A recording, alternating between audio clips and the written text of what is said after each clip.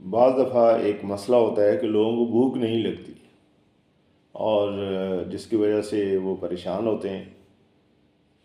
तरह तरह की दवाइयाँ उनको खानी पड़ती हैं। होम्योपैथिक में इसका एक बेहतरीन इलाज है और सिर्फ़ दो दवाएं हैं, उनको बराबर मकदार में मिक्स करके लिया जाए तो इंशाअल्लाह ये मसला बहुत जल्द हल हो जाएगा और उनको भूख भी लगेगी और वो जो उनका दिल चाहेगा वो खा सकेंगे। दवाएं हैं नेट्रम म्योर और नेट्रम फोर्स।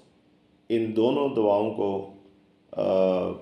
अगर बराबर मकदार में लिक्विड में अगर मिल जाए तो बहुत अच्छी बात है। किसी भी होम्योपैथिक वाले के पास जाया जाए और उनसे कहा जाए, जो दुकान होती है दवाएं बेच रहे होते हैं, उनसे कहा जाए कि दोनों दवाओं को एक 20 ml की बोतल में मिक्स करके दे दिए जाए तो भी मसला हल हो जाएगा।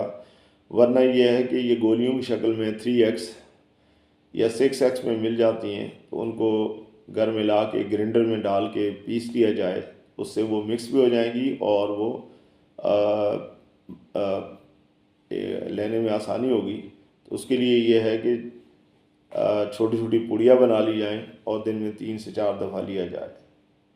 मुझे उम्मीद है कि इससे बहुत सारे लोगों को फ़ायदा होगा।